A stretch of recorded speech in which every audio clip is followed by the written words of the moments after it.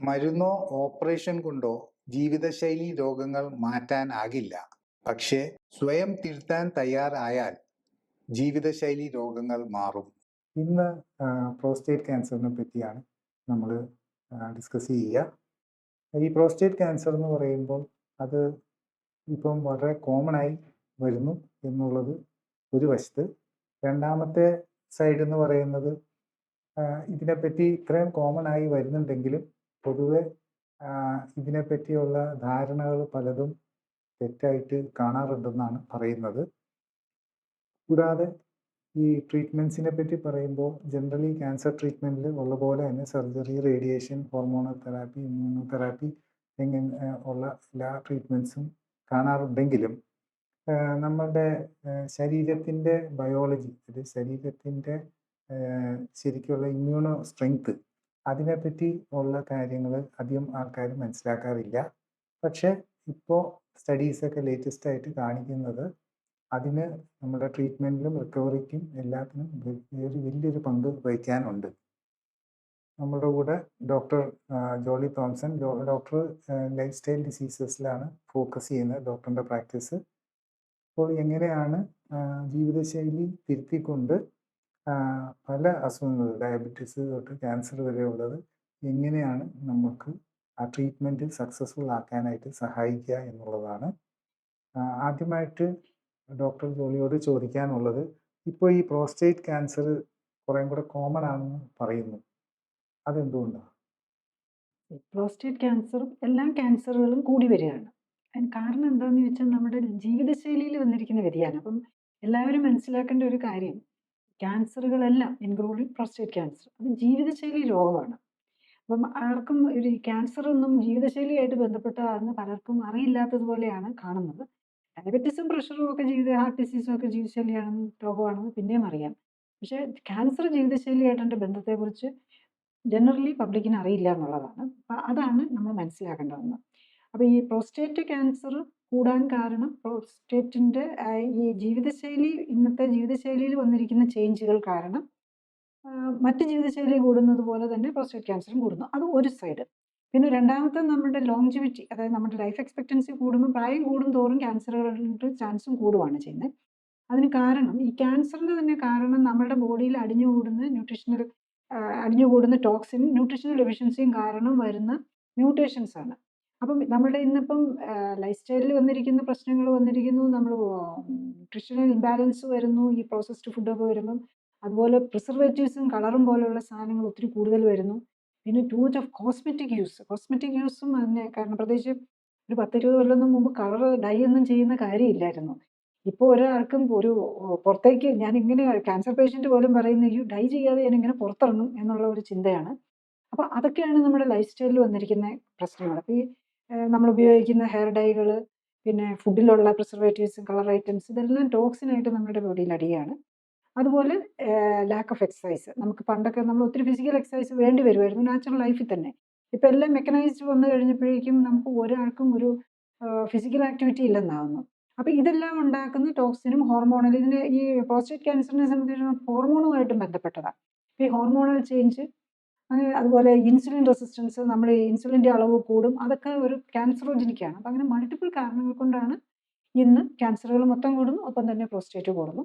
പിന്നെ ഒരു കാര്യം കൂടെ ഉള്ളത്, നമ്മൾ ഈ കൂടുതൽ നമ്മൾ ഡിറ്റക്ഷൻ റേറ്റും കൂടും. ഇപ്പം നേരത്തെ സ്ക്രീനിങ്ങും ഒക്കെ വരുന്നത് കൊണ്ട് അതും നമ്മൾ കൂടുതൽ ക്യാൻസർ കാണാനുള്ള ഇടയാക്കാനും കാരണമാകുന്നുണ്ട്. PSA ടെസ്റ്റ് ചെയ്യുമ്പോഴാണ് ഇങ്ങനെ ആകസ്മികമായിട്ട് ഈ പ്രോസ്റ്റേറ്റിന് ക്യാൻസറിൻ്റെ ഒരു സാധ്യതയുണ്ടെന്നൊക്കെ അറിയുന്നത്. എന്താണ് ഈ PSA ടെസ്റ്റ്? PSA ടെസ്റ്റ് എന്ന് പറഞ്ഞു കഴിഞ്ഞാൽ, PSAയുടെ ഫുൾ ഫോം പറഞ്ഞു കഴിഞ്ഞാൽ പ്രോസ്റ്റേറ്റ് സ്പെസിഫിക് ആൻറ്റിജൻ എന്നാണ്. അപ്പോൾ പ്രോസ്റ്റേറ്റിൽ നിന്നുണ്ടാകുന്ന ഒരു പ്രോട്ടീനാണ്. അപ്പം ക്യാൻസർ പേഷ്യൻസിൽ ഇതിൻ്റെ അളവ് കൂടും. അപ്പോൾ യൂഷ്വലി ഒരു 4 താഴെ, മിക്കവാറും നമ്മൾ നോക്കുമ്പോൾ ഒരു 1 or 2, 3 അത്രയൊക്കെ ഉണ്ടാവുള്ളൂ. അതിന് കൂടുതൽ 4 വന്നു കഴിഞ്ഞ് കഴിഞ്ഞാൽ പ്രോസ്റ്റേറ്റ് ക്യാൻസർ ഉണ്ടോയെന്ന് ഒന്ന് സസ്പെക്ട് ചെയ്യണം എന്നുള്ളതാണ് അതിൽ വരുന്നത്. പ്രത്യേകിച്ച് 4 ലാബിൻ്റെയൊക്കെ അനുസരിച്ച് ഒരു 4 മുകളിലേക്ക് വരുമ്പോഴാണ്.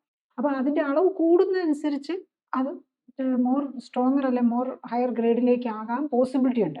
പക്ഷെ പ്രോസ്റ്റേറ്റ് PSA വെച്ച് മാത്രം നമുക്ക് ഡയഗ്നോസ് ചെയ്യാൻ പറ്റില്ല. കാരണം ചിലപ്പം ഒരു ഇൻഫെക്ഷൻ വരുമോ, അല്ലെങ്കിൽ എന്തെങ്കിലും പ്രത്യേകിച്ച് അവിടെ ഒരു ഇഞ്ചുറി വരുമോ പ്രോസ്റ്റേറ്റുമായിട്ടോ, അങ്ങനെ പല കാരണങ്ങൾ കൊണ്ട് ഇപ്പോൾ PSA കൂടാം. പക്ഷെ പെർസിസ്റ്റന്റ് ആയിട്ട് ഒരു പ്രാവശ്യം കഴിഞ്ഞ് നമുക്കൊരു പ്രാവശ്യം നോക്കിയാൽ നമുക്കൊരു 1 വീക്ക് ഓർ 2 വീക്സ് കഴിയുമ്പോൾ ഒന്നും കൂടെ റിപ്പീറ്റ് ചെയ്യാം. അപ്പം വീണ്ടും അങ്ങനെ നിൽക്കുകയാണ്, വേറൊരു റീസണും ഇല്ല, ഇൻഫെക്ഷനും ഒന്നും ഇല്ല, എന്നിട്ടും നിൽക്കുകയാണെങ്കിൽ നമ്മളത് ക്യാൻസർ ആണെന്ന് സസ്പെക്ട് ചെയ്യേണ്ടി വരും.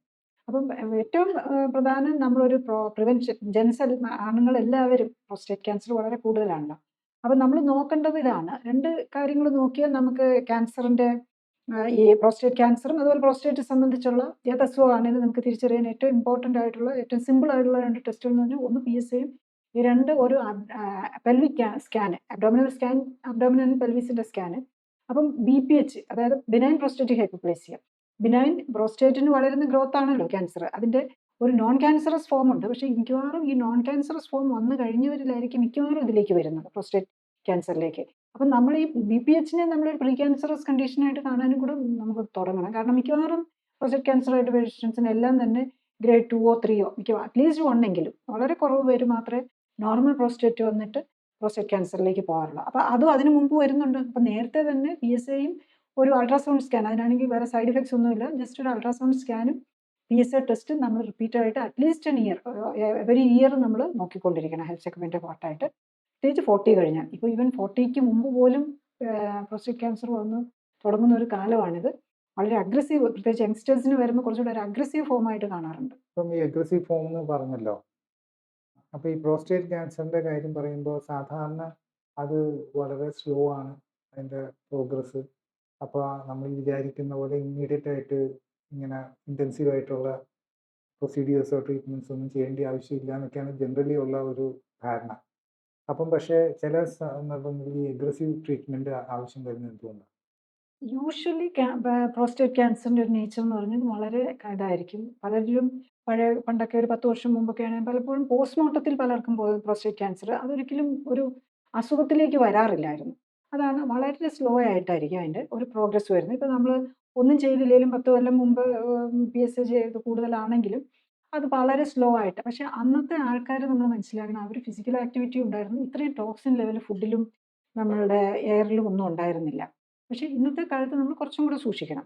പിന്നെ മിക്കവാറും ഓൾഡർ ആയിട്ടുള്ളവർക്കാണ് അത്ര അഗ്രസീവ് ആയിട്ടുള്ളത് കാണാതിരിക്കും ഇത് വരുന്നത്. അതിന് നമുക്ക് ഉണ്ട്. ഇപ്പോൾ നമ്മൾ ഡയഗ്നോസ് ചെയ്ത് കഴിഞ്ഞ് ഈ ഒന്ന് PSA ലെവൽ ഇപ്പോൾ ഒരു 5, 6, 7 ഒക്കെ ഉള്ളെങ്കിൽ അത് അത്ര അഗ്രസീവ് ടൈപ്പ് ആകാൻ സാധ്യത കുറവാണ്. അതേസമയത്ത് 10ന് മുകളിലേക്ക് പിന്നെ 20, 40, 50, 100-നൊക്കെ മുകളിലാണെങ്കിൽ ഡെഫിനറ്റ്ലി അത് സ്പ്രെഡ് ആയിട്ട് മിക്കവാറും ആയിട്ടുള്ള ഒരു നിലയിലായിരിക്കാനാണ് സാധ്യത കൂടുതൽ. അതായത് പ്രോസ്റ്റേറ്റിന് പുറത്ത് ഏറ്റവും കൂടുതൽ വളർന്നത് കുറച്ചും കൂടെ അഗ്രസീവ് നിലയിൽ. പിന്നെ നമ്മൾ പ്രോസ്റ്റേറ്റിൻ്റെ ആണെങ്കിലും നമ്മൾ ഈ ഇതിൻ്റെ ക്യാൻസറിൻ്റെ ഗ്രേഡ് എന്ന് പറയുമ്പോൾ നമ്മളൊരു ഒരു സ്പെഷ്യൽ സ്കോർ ഉണ്ട്, ജീസസ് സ്കോർ എന്നൊക്കെ പറഞ്ഞ്, അത് വെച്ചിട്ട് അത് പതോളജിക്കൽ ഡയഗ്നോസിസ് ആണ്. അതാണ് നമ്മൾ അതിന് വേണ്ടിയിട്ട് നോക്കുന്നത്. അപ്പം ഗ്രേഡ് കൂടുകയാണെന്നുണ്ടെങ്കിൽ, അതായത് ഈ ഗ്രേഡ് എന്ന് പറയുമ്പോൾ തന്നെ എന്തോ ഒരു അബ്നോർമൽ വന്നിട്ടുണ്ട്, അതായത് ആ പ്രോസ്റ്റേറ്റ് മുഴയുടെ സൈസ്, അതായത് ക്യാൻസർ ചേഞ്ച് വന്നിരിക്കുന്ന എന്തോരം ഭാഗമുണ്ട്, അതുപോലെ അതിൻ്റെ ആ ഓരോ സെല്ലിനെയും ബേസ് ചെയ്താണ് ഈ സെല്ലിന് വന്നിരിക്കുന്ന ഡാമേജ് എത്രയുണ്ട്. അപ്പോൾ കൂടുതൽ ഡാമേജ് വന്നിട്ടുണ്ടെങ്കിൽ അത് മോർ അഗ്രസീവ് ആയിരിക്കും, ട്രീറ്റ്മെൻറ്റ് റെസിസ്റ്റൻസ്, അതായത് ഇതൊക്കെ ഹോർമോണും നമ്മൾ കീമോതെറാപ്പിയും ഇതൊക്കെയാണല്ലോ എടുക്കുന്നത്. അപ്പോൾ അതിനോടൊക്കെ ഒരു റെസിസ്റ്റൻസ് കൂടുതൽ വരാൻ സാധ്യതയുണ്ടെന്നുള്ളതാണ് ഗ്രേഡ് കൂടുന്നതനുസരിച്ച് വരുന്നത്. അപ്പം നമ്മൾ ബേസിക്കലി ഇത് വെച്ച് നമുക്ക് ഒരു അതിൻ്റെ നമ്മുടെ എന്തൊരു എക്സ്റ്റൻസ്, എത്ര ലൈഫ് എക്സ്പെക്റ്റൻസി, അല്ലെങ്കിൽ എന്തോരം ട്രീറ്റ്മെൻറ്റിന് റെസ്പോണ്ട് ചെയ്യാൻ സാധ്യതയുണ്ട്, എത്ര അഗ്രസീവ് ട്രീറ്റ്മെൻറ്റ് വേണം എന്നൊക്കെ ഉള്ളത് ഇതിലാണ്. എല്ലാ ഈ ഗ്രേഡിങ്ങും എത്ര എക്സ്റ്റെൻഡ് ഉണ്ടെന്ന് നോക്കിയാണ്. പക്ഷേ ജനറലി അതൊരു വെരി ഫ്യൂ, പ്രത്യേകിച്ച് യങ്സ്റ്റേഴ്സിലൊക്കെയാണ് കുറച്ചുകൂടെ അഗ്രസീവായിട്ട് കാണാറുള്ളതെന്ന് തോന്നുന്നു. മെയിൻലി ഞാൻ കണ്ടിട്ടുള്ളത് കൂടുതൽ യങ്ങർ ആൾക്കാർ വരുമ്പോഴാണ് പെട്ടെന്ന്. ഇപ്പം ഒരു പേഷ്യൻ്റ് ഈസ് എ ഡോക്ടർ, അതേപോലെ 41 വയസ്സേ ഉള്ളൂ. അപ്പം അതിൽ സെമനിനകത്ത് ബ്ലഡ് സ്റ്റെയിൻ കണ്ടിട്ട് പോയി നോക്കുമ്പോഴേക്ക് ഇറ്റ് ഈസ് 4th സ്റ്റേജ് എത്തിയിട്ടുണ്ട്. വേറെ സിംറ്റംസ് ഒന്നുമില്ല, ജസ്റ്റ് വേദനയൊന്നും ഉണ്ടാവില്ല. പ്രോസ്റ്റേറ്റ് ക്യാൻസറിന് ആദ്യം ഓർക്കണം, തുടക്കത്തിൽ ഒരു ലക്ഷണങ്ങളും ഉണ്ടാവില്ല. പക്ഷെ നോക്കി ഡോക്ടറാണ്, ഇപ്പോൾ എപ്പോഴും ഡോക്ടേഴ്സിനൊക്കെ ആണല്ലോ പെട്ടെന്ന് ഏർലി കണ്ടുപിടിക്കാൻ പറ്റുന്നത്. പക്ഷേ ബൈ ദ ടൈം നോക്കുമ്പോഴേക്കും അത് സെമനിലൊരു ചെറിയ ബ്ലഡ് സ്റ്റെയിൻ കണ്ടതേ ഉള്ളൂ. പിന്നെ യൂറിനിൽ ബ്ലഡ് സ്റ്റെയിൻ കാണും. ഇതൊക്കെ കാണുമ്പോൾ നമ്മൾ സൂക്ഷിക്കേണ്ടത്, അതൊക്കെ ചിലപ്പോൾ ഈ ബ്ലഡിലേക്കൊക്കെ വരുമ്പോഴേക്കും കുറച്ചും കൂടെ അഗ്രസീവ് ആകാനുള്ള സാധ്യത. ഈ പ്രോസ്റ്റേറ്റ് ക്യാൻസറിൻ്റെ കാര്യം പറയുമ്പോൾ ഒരേ സ്റ്റേജ്, ഒരേ ഒരു സിറ്റുവേഷനിൽ ഉള്ള 2 പേർക്ക് 2 രീതിയിലത്തെ റിക്കവറിയാണ്. ഒരാൾക്ക് റിക്കവറി ബെറ്ററാണ്, മറ്റൊരാൾക്ക് റിക്കവറി മോശമാണ്. പക്ഷെ ബാക്കി കാര്യങ്ങളെല്ലാം സെയിം ആയിട്ട് തോന്നുന്നത് അതെന്തുകൊണ്ടാണ്? ഇതിൻ്റെ കൂടെയുള്ള രോഗങ്ങൾ, അതായത് നമ്മളുടെ ശരീരത്തിൻ്റെ സിറ്റുവേഷൻ, നമ്മളുടെ ശരീരത്തിൽ മറ്റു രോഗങ്ങളൊന്നുമില്ല, ഡയബറ്റീസോ ഹൈപ്പർ ടെൻഷനോ ഹാർട്ട് ഡിസീസോ ഒന്നുമില്ല, ഒബേസിറ്റിയോ ഒന്നും ഇല്ലാത്ത ഒരാൾക്ക് വരികയാണെങ്കിൽ അത് മിക്കവാറും മൈൽഡർ ഫോം ആയിരിക്കും. അത് മിക്കവാറും നമ്മൾ അത്രയും ഈ അസുഖങ്ങളൊന്നും ഇല്ലാത്ത ആൾ കുറച്ചും കൂടെ ഹെൽത്ത് കോൺഷ്യസ് ആയിട്ടുള്ള ആളായിരിക്കും. ആൾ നന്നായിട്ട് നോക്കുന്ന ഒരു വ്യക്തിയായിരിക്കാം. അപ്പോൾ അതുകൊണ്ട് തന്നെ നേരത്തെ കണ്ടുപിടിക്കാനുള്ള സാധ്യതയുണ്ട്. പിന്നെ മൈൽഡർ ഗ്രേഡ് ആയിരിക്കും. അതേസമയത്ത് സെയിം ഗ്രേഡും ഇത് സ്റ്റേജ് 1 ആയിരിക്കും, ഗ്രേഡ് 1 ഉള്ളെങ്കിൽ പോലും ആ മറ്റേ ഒരാൾക്ക് ഇതൊന്നും ഇല്ല, ഈ കൂടുതലുള്ള കൂടെയുള്ള മറ്റ് ജീവിതശൈലി രോഗങ്ങളൊന്നും ഇല്ലെങ്കിൽ അവർ പെട്ടെന്ന് ഈവൻ ട്രീറ്റ്മെൻറ്റിനോടാണെങ്കിലും, ഈവൻ ഗ്രേഡ് 1 ഒക്കെ ശരിക്കും പറഞ്ഞാൽ ലൈഫ് സ്റ്റൈൽ കറക്ഷൻ കൊണ്ട് തന്നെ നമുക്ക് PSAയും പ്രോസ്റ്റേറ്റ് സൈസും ഒക്കെ കുറഞ്ഞു വരുന്ന കാണാറുണ്ട്.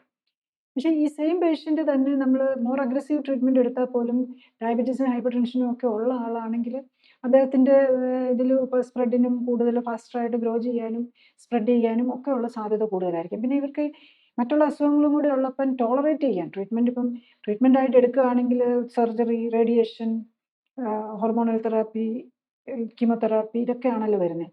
ഇതൊക്കെ ടോളറേറ്റ് ചെയ്യാനും അവർക്ക് കുറച്ചും കൂടി ബുദ്ധിമുട്ടായിരിക്കും. അപ്പോൾ അത് മാത്രമല്ല, നമ്മുടെ ബോഡി ഫൈനലി നമ്മുടെ ബോഡി വേണം ഹീൽ ചെയ്യാൻ. അപ്പോൾ ബോഡിയുടെ ഹീലിംഗ് പവറും ഇമ്മ്യൂണിറ്റിയും കുറവായിരിക്കും.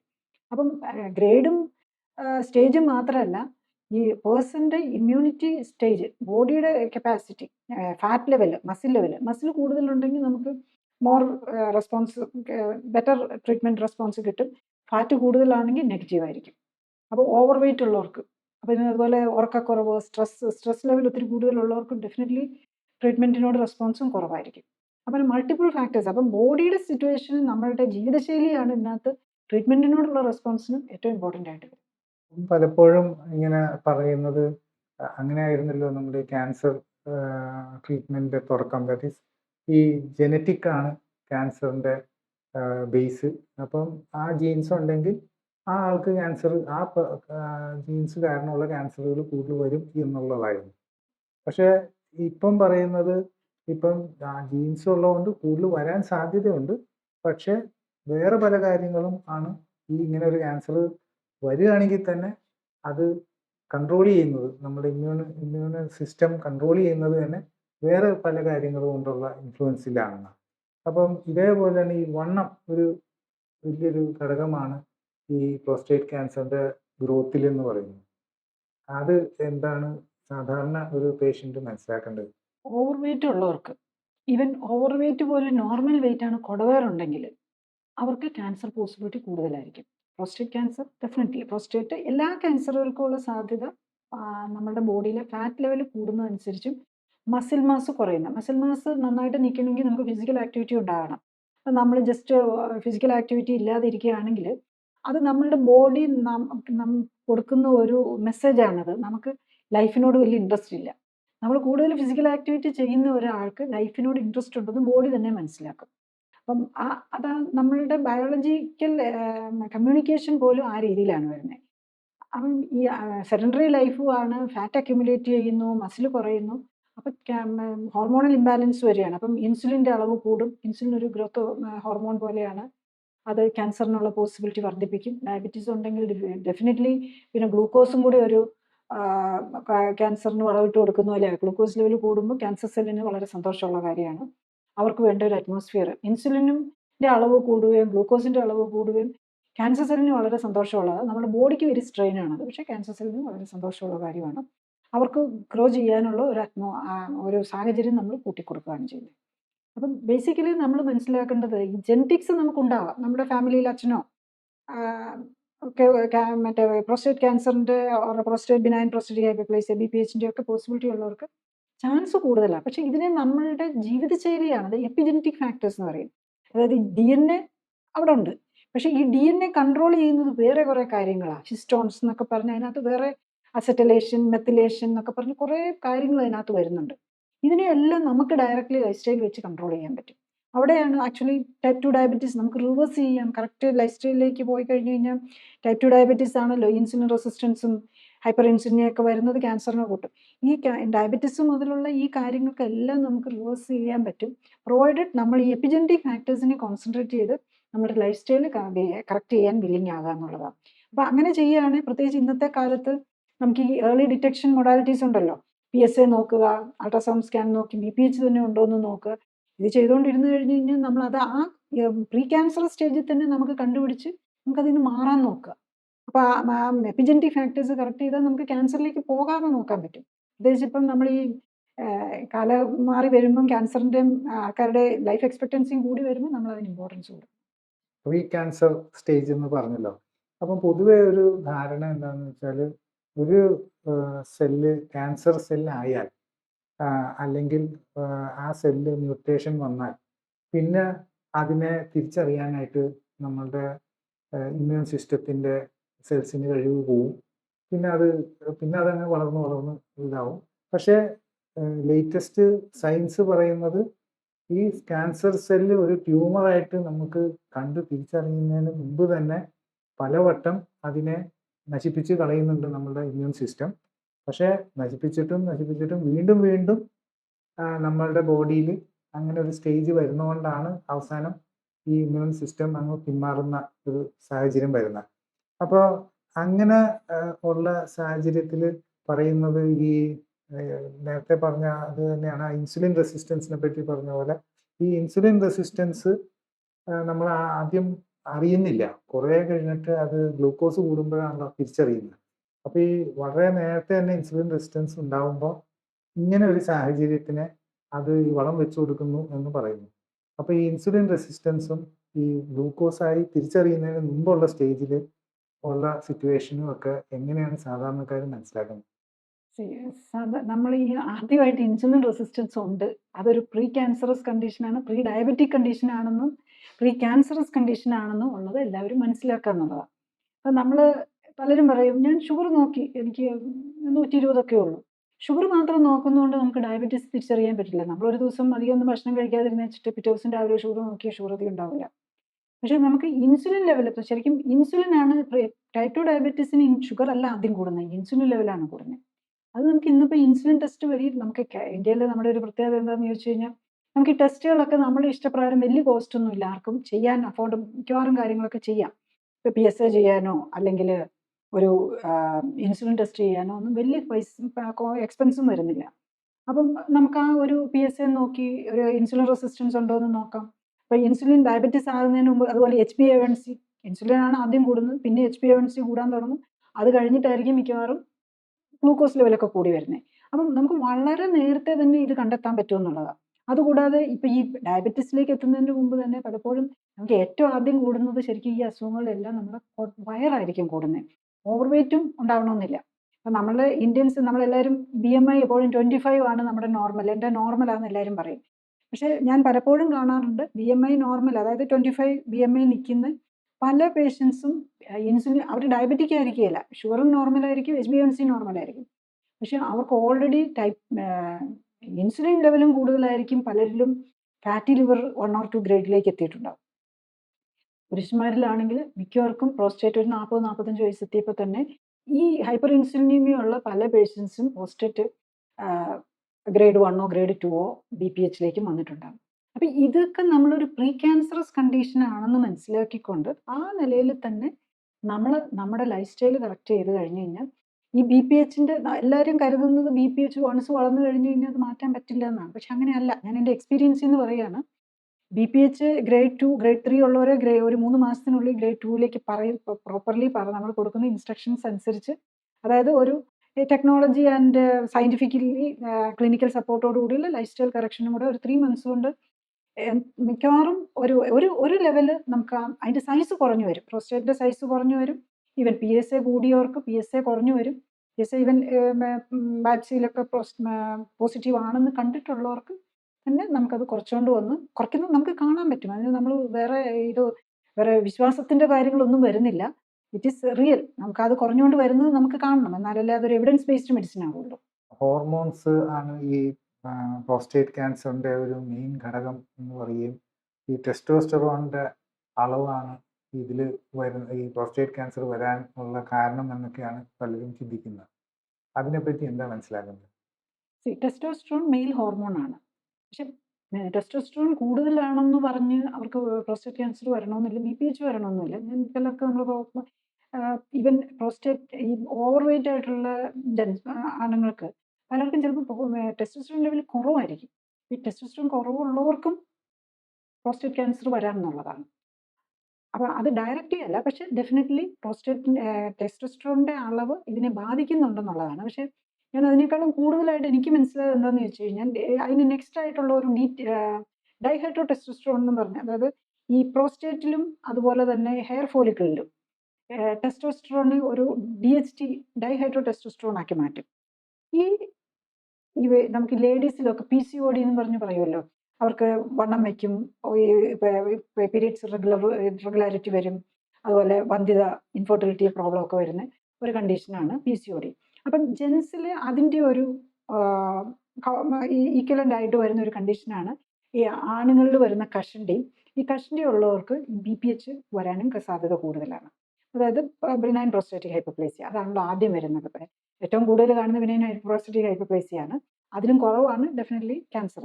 അപ്പം ഈ DTH, അതായത് ഡൈഹൈഡ്രോ ടെസ്റ്റോസ്റ്ററോണിനെ കുറയ്ക്കുന്ന മരുന്നുകൾ എടുക്കുമ്പോഴും അതിനുണ്ട് മരുന്ന്, അതായത് കഷണ്ടിക്ക് ഉപയോഗിക്കുന്ന മരുന്ന് തന്നെയാണ് BPHന് വേണ്ടിയിട്ടും എടുക്കാവുന്നത്. അപ്പം കഷണ്ടിയും കുറയും, ബിനൈൻ പ്രോസ്റ്റേറ്റിക് ഹൈപ്പർപ്ലേസിയ ഉള്ളതും കുറയും. അപ്പം അത് കഴിക്കുമ്പോൾ നമ്മളുടെ PSA ആണെങ്കിലും കുറഞ്ഞു വരുന്നുണ്ട്. അപ്പം ഈ ഹോർമോൺ ടെസ്റ്റോസ്റ്ററോൺ മാത്രമല്ല, അതിനേക്കാളും DTH, അതായത് ഡൈഹൈഡ്രോ ടെസ്റ്റോസ്റ്ററോണിനും അതിന് റോളുണ്ട്. കാരണം അതും ഇതെല്ലാം ഒരേ ലെവലിൽ വർക്ക് ചെയ്യുന്നതാണ്. പക്ഷേ ചില ഈ aggressive type of prostate cancer ഉള്ളവർക്ക് ഈ ടെസ്റ്റോസ്റ്ററോൺ ലെവൽ ലോ ആയിട്ടും കാണാറുണ്ടെന്നുള്ളതാണ്. ഡെഫിനറ്റ്ലി ഇതിനകത്ത് മനസ്സിലാക്കേണ്ട, ടെസ്റ്റോസ്റ്ററോണുമായിട്ട് ബന്ധമുണ്ട്. പക്ഷേ ഈ ടെസ്റ്റോസ്റ്ററോൺ കൂടുന്നതും കുറയുന്നതും രണ്ടും ഇതിലേക്ക് പ്രശ്നം ഉണ്ടാക്കാം. പിന്നെ ഇത് കൂടുകയും കുറയുകയും ചെയ്യുന്ന നമ്മുടെ ആ ലൈഫ് സ്റ്റൈലുമായിട്ട് ബന്ധപ്പെട്ട, ഇപ്പോൾ നമ്മൾ ലൈഫ് സ്റ്റൈൽ കറക്ഷൻ ചെയ്യുമ്പം ഞാൻ കാണാറുള്ളതാണ്, പലപ്പോഴും പല കാര്യങ്ങൾക്കായിരിക്കും വരുന്നത്. പക്ഷേ ജനറലി നമ്മൾ ടെസ്റ്റോസ്റ്ററോൺ ലെവലും കൂടെ നോക്കാറുണ്ട്. ചിലരിൽ കൂടുതലായിരിക്കും, ചിലരിൽ കുറവായിരിക്കും. പക്ഷേ കുറവുള്ളവരിൽ നമ്മൾ ഈ clinically supported lifestyle correction ചെയ്യുമ്പോഴേക്കും ടെസ്റ്റോസ്റ്ററോൺ ലെവൽ നോർമലാകും. അതുപോലെ ഹൈ ടെസ്റ്റോസ്റ്ററോൺ ലെവലിൽ നിൽക്കുന്നവർക്കും നോർമലാകും. പിന്നെ DHA നോക്കിക്കഴിഞ്ഞ് കഴിഞ്ഞാൽ DHA ആണെങ്കിലും കറക്റ്റ് ആവുന്നുണ്ട്. ഈവൻ ഈ ഏർലി സ്റ്റേജ് ഒക്കെ ആണെങ്കിൽ ഈ ബോൾഡിങ് കഷണ്ടി വന്നു തുടങ്ങിയവർക്കും ലൈഫ് സ്റ്റൈൽ കറക്ഷൻ ചെയ്ത് കഴിയുമ്പോൾ ഹെയർ ഗ്രോത്ത് കൂടുന്നുണ്ട്. ഈവൻ കഷണ്ടി പ്രിവെൻറ്റ് ചെയ്യാൻ പോലും ലൈഫ് സ്റ്റൈൽ കറക്ഷന് വെരി ഇമ്പോർട്ടൻറ്റ് റോളുണ്ട്. കാരണം നമ്മുടെ മെറ്റബോളിസമാണ് ഇതിനെ കറക്റ്റ് ചെയ്യുന്നത്. നമ്മൾ മെറ്റബോളിസം കറക്റ്റ് ചെയ്യുമ്പോൾ എല്ലാ പ്രശ്നങ്ങൾക്കും ഒരു പരിഹാരം കിട്ടുകയാണെന്നുള്ളതാണ്. ഈവൻ അതാണ് നമ്മൾ കഷണ്ടിക്ക് മരുന്നില്ല എന്നല്ലേ നമ്മൾ പഴയ കാലത്ത് പറഞ്ഞിരുന്നത്. ഇപ്പം ഡെഫിനറ്റ്ലി മോഡേൺ മെഡിസിനിൽ തന്നെ ഈ ടെസ്റ്റോസ്റ്ററോൺ ഇൻഹിബിറ്റേഴ്സ് മരുന്നുകളുണ്ട്. ഇത് കൂടാതെ നമ്മൾ life style correction properly scientifically ഒരു ടെക്നോളജി അസിസ്റ്റഡ് ആയിട്ട് ചെയ്ത് കഴിഞ്ഞ് കഴിഞ്ഞാൽ അതിലും നമുക്ക് റിസൾട്ട് കാണാൻ പറ്റുമെന്നുള്ളത്. ഇപ്പോൾ ഈ പ്രോസ്റ്റേറ്റിനാണെങ്കിലും ഈ സർജറി, പ്രോസ്റ്റേറ്റ് ക്യാൻസറിനാണെങ്കിലും സർജറി ചിലപ്പോൾ അങ്ങനെ പ്രിസ്ക്രൈബ് ചെയ്യാറുണ്ട്. അപ്പോൾ ശരിക്കും ഈ സർജറിയുടെ ശരിക്കും റോൾ എന്താണ്? പ്രോസ്റ്റേറ്റ് ക്യാൻസറിൻ്റെ സ്റ്റേജ് 1ലാണ് സർജറിക്ക് റോൾ വരുന്നത്. അതായത് പ്രോസ്റ്റേറ്റിൽ നിന്ന് അത് പുറത്തേക്ക് വന്നു കഴിഞ്ഞാൽ പിന്നെ സർജറി ചെയ്തിട്ട് കാര്യമില്ല. അതായത് ലോക്കൽ ബ്ലാഡറിലേക്കൊക്കെ എക്സ്റ്റൻഷൻ വന്നു കഴിഞ്ഞാൽ. അതേ സമയത്ത് നമ്മൾ സാധാരണ റാഡിക്കൽ പ്രോസ്റ്റക്ടമിയാണ് ഈ പ്രോസ്റ്റേറ്റ് ക്യാൻസറിന് വേണ്ടിയിട്ട് ചെയ്യുകയാണെങ്കിൽ ചെയ്യുന്നത്. അപ്പോൾ അതിലും ഈ സ്റ്റേജ് 1ൽ മാത്രമാണ് അതിന് റോളുള്ളത്.